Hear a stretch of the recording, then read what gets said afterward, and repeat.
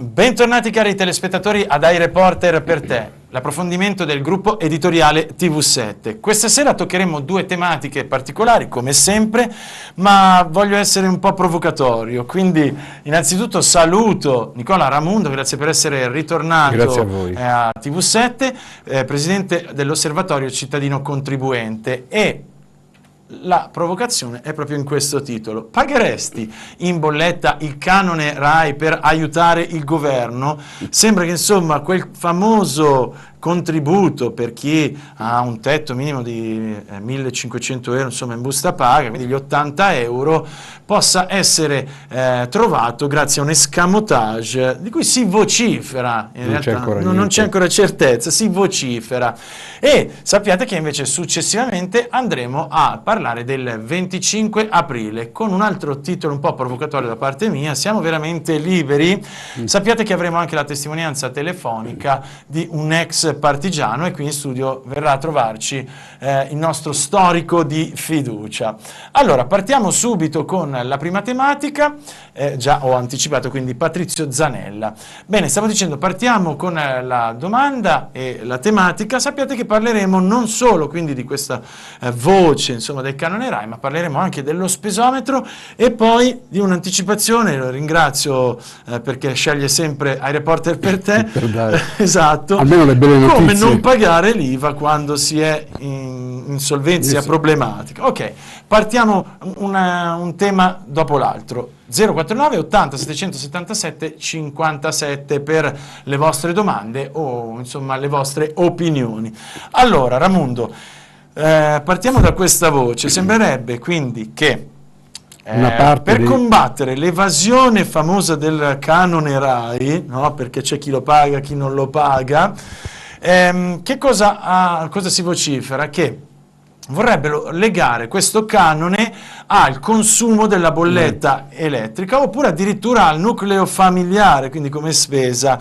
E in più si vocifera di una lettera arrivata proprio in RAI da parte del governo, che richiedeva una piccola quindi restituzione di questo canone, cioè mi date il 10% che noi poi lo riutilizziamo per appunto questi fondi che stiamo cercando per dare gli 80 euro a fine mese.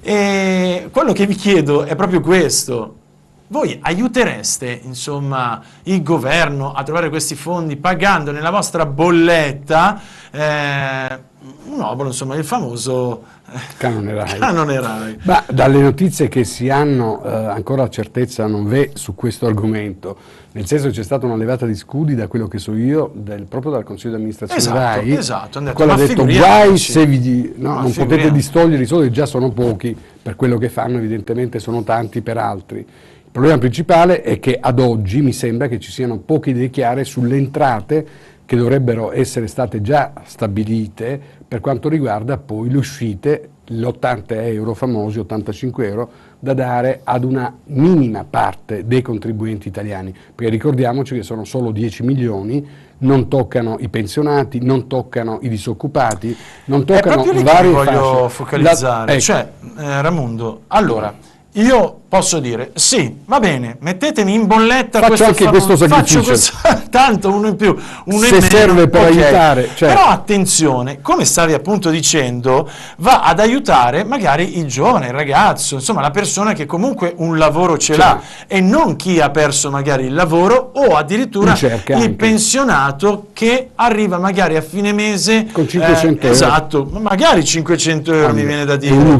In più mi viene anche da riflettere insieme a voi: ma scusate un attimo, c'è gente che per scelta personale il canone RAI non lo paga per il semplice motivo che non ha mai acquistato il televisore. Ricordiamo che prima era proprio legato all'acquisto del televisore, quindi io non ho il televisore, non guardo quindi più la televisione magari da anni, perché devo pagare canone RAI per aiutare poi appunto non il pensionato o chi è esodato? Ti ricordi quei famosi termini molto in voga durante su questo il periodo argomento Fornero? Penso di avere anche una grande esperienza per la RAI, perché qualche anno fa mi capitò un caso proprio a Padova che fece clamore a livello nazionale, di una persona totalmente cieca, cioè non vedete.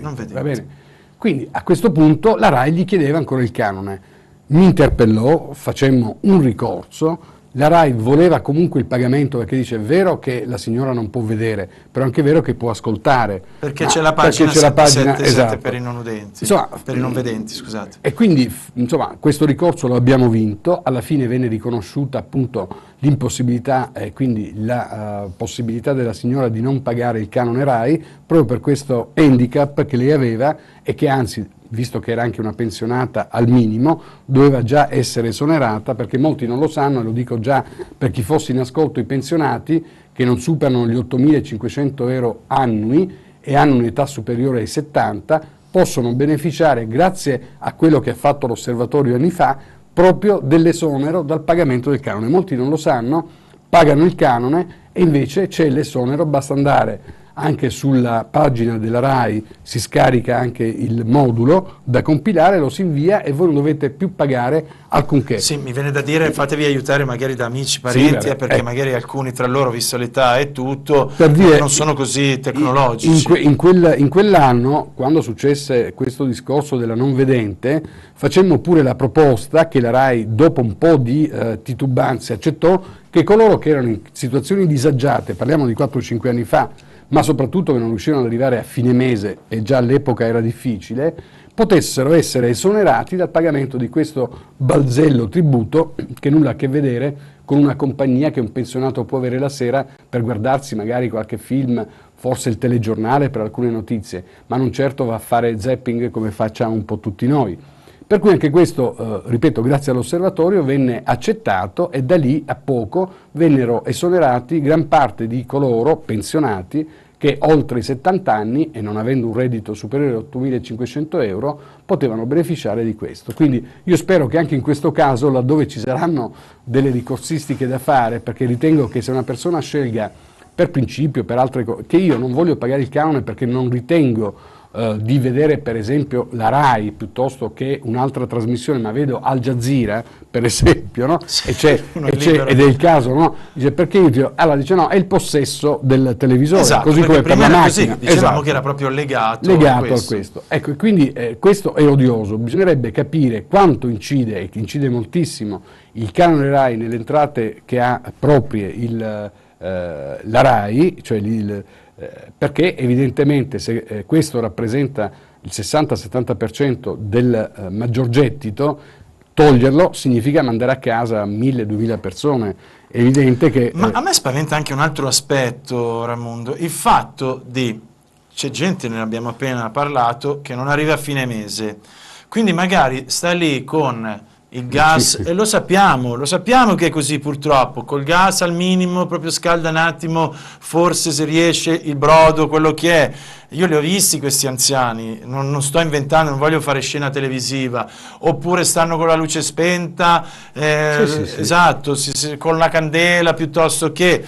E questo lo fanno per cosa? Per non avere delle bollette poi a fine mese che non riescono a sostenere, e tu gli spari dentro in bolletta un canone che sappiamo bene supera i 100 e passa euro, 101 euro, esatto, 102 euro, e quindi già sommi uno, sommi esatto, l'altro, per il semplice fatto, come abbiamo appena detto, che magari questi anziani neanche lo guardano più, non hanno neanche più il televisore. Ma si arriva all'assurdo che ci sono casi da noi documentati di persone che sono ricoverate, no? Negli ospedali piuttosto che nei pensionati, questi sono tenuti al pagamento in quanto ancora proprietari della casa e dell'immobile dove insiste ancora il televisore. Questo è veramente inaccettabile ed è qualcosa di legittimo, così come gli eredi che ereditano la casa, magari stanno a Milano, stanno a Roma, stanno a Venezia, devono pagare il canone perché l'abitazione era intestata al proprio genitore defunto, e siccome nessuno può provare che nessuno vada lì ad aprire la televisione, è evidente che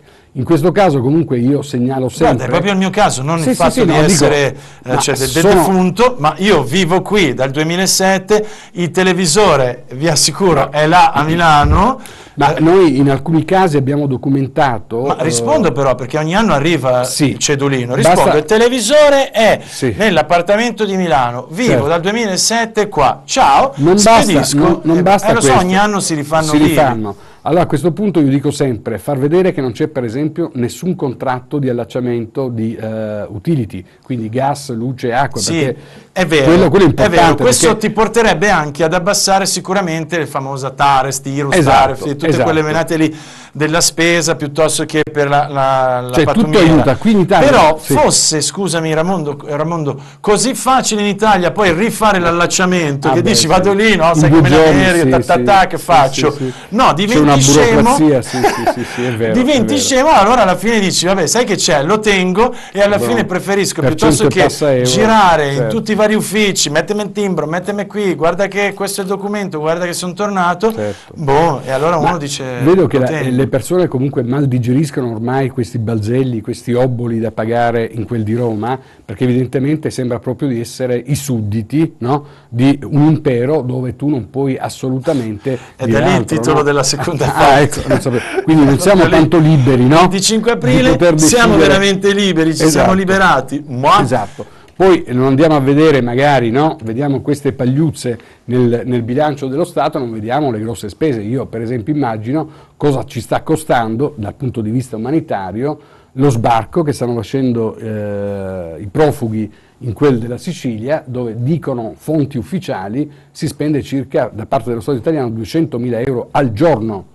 Qui voi fate un piccolo calcolo, 200.000 per 30 giorni. Sì, ma sappiamo che tranquillamente l'Europa ci ha detto sono affari vostri. Perfetto, allora siccome qui alla fine è sempre l'Italia che deve soggiacere, ma soprattutto sono i contribuenti che sono sempre più pecore da tosare, perché qua non c'è da dire altro, se adesso Renzi prima ha detto che avrebbe trovato comunque lui la soluzione per gli 80-85 euro da dare a questa, diciamo, cerchia ristretta, io chiamo, di privilegiati, perché il lavoro non c'è, questi pochi che ce l'hanno potrebbero anche tirare avanti al di là del modico stipendio rispetto a chi è disoccupato, rispetto a tanti per esempio contratti anomali. Ci sono giovani, anche professionisti, che sono costretti come praticanti ad aprire la partita IVA, ci sono altre professioni nello stesso modo e che non arrivano a 8.000-9.000 euro all'anno. Perché questi non devono beneficiare della stessa possibilità che diamo invece a chi ha già un lavoro, chiamiamolo sicuro? Questa è una domanda che noi abbiamo rivolto anche a qualcuno del governo e che ancora non ha risposto.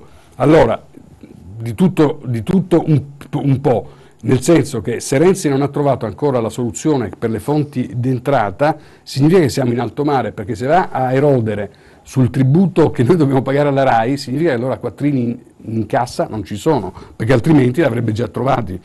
Ho la vaga sensazione che le carte saranno scoperte a fine anno, perché per fine anno in qualche modo si riesce a tamponare la situazione, perché gli interessi sul debito pubblico calano, visto che c'è uno spread molto basso, siamo a 155, quindi mai vista una cosa del genere, per cui già quelli mi pare che rappresentino 3-4 miliardi, quindi tutto sommato tira a campare fino a fine anno, più qualche altra cosa che sarà qualche svendita, qualche dismissione, insomma di spesa pubblica di tagli effettivi ancora non se ne è visto uno, a parte qualche macchina venduta, vabbè, a parte ufficialmente lo spesometro. Però da ieri magari riescono. Allora, siamo un paese ormai di controllori, nel senso che il fisco si è inventato di tutto, e lo Stato. Ma ce lo meritiamo? Io penso ce lo meritiamo, perché comunque siamo anche un po' furbacchioni, dobbiamo ammetterlo. Siamo furbi perché forse lo Stato ci dice di essere furbi, nel senso che se ci fossero controlli meno così stringenti, noi sembriamo il KGB o lo spionaggio, perché a sto punto i servizi segreti fanno soltanto paura a chi? A qualche altro paese, non certo all'Italia, perché noi abbiamo anagrafe tributaria, controlli fiscali, controlli delle autorità, spesometro, redditometro, studi di settore, chi più ne ha più ne metta. Infatti c'è proprio un articolo che leggevo questa mattina intitolato Spesometro al via, al fisco più armi dei servizi segreti. Sì, questa è una cosa incredibile. Allora, più la gente si sente controllata, sicuramente farà le cose onestamente, lecitamente, però inizia a mancare l'ossigeno, cioè uno non può essere dalla mattina alla sera col fiato dietro il collo, che non sai più se la mattina quando apri la saracinesca ti arriva qualcuno, ti fanno una sanzione, come nel caso maledettamente di quel pizzaiolo che per non aver inserito la moglie, no? A Napoli mi pare che fosse successo, poi si è dato fuoco, insomma, ecco, quindi sono casi aberranti, però lo Stato deve anche tener conto, e quindi il governo, che siamo ormai in una situazione di veramente eccesso da pressione fiscale, da eccessi di controlli, e ripeto, oggi lo Stato e quindi il fisco ha tutte le possibilità per incastrare i veri evasori fiscali, che non sono quelli che io chiamo di sopravvivenza, quella è un'evasione di sopravvivenza. Ma infatti si parla di acquisti oltre quota 3.600 euro. Infatti, alla fine va a toccare chi ha le partite IVA, cioè di certo io non è che mi metto a fare acquisti non penso che la persona, ecco, il pensionato famoso, il piccolo dipendente va lì e compra, se non in casi eccezionali, magari per spese mediche, se va dal dentista sicuramente le supera. Esatto, quindi in quel caso c'è l'obbligo di fornire al cliente, di ottenere dal cliente i suoi dati anagrafici, il codice fiscale, tutto quanto, e poi questi, l'esercente o il fornitore deve comunicarli all'Agenzia delle Entrate, al fisco, che farà poi controlli incrociati. È chiaro che questo serve per capire se il mio tenore di vita è in qualche modo basso o alto. Esatto, corrisponde a quello che perché se io in un anno faccio 5 transazioni da 3.600 euro o da 4.000 e quindi sono già 20.000 euro e poi dichiaro al fisco 8.000 euro, c'è qualcosa che non quadra, quindi lì è giusto forse andare a verificare, al di là del fatto che io, essendo uno molto garantista anche per un principio tributario, visto che ne sono competente professionalmente, dico sempre: tu devi accertare quello che effettivamente vedi, cioè nel senso che l'onere della prova deve essere da parte di chi?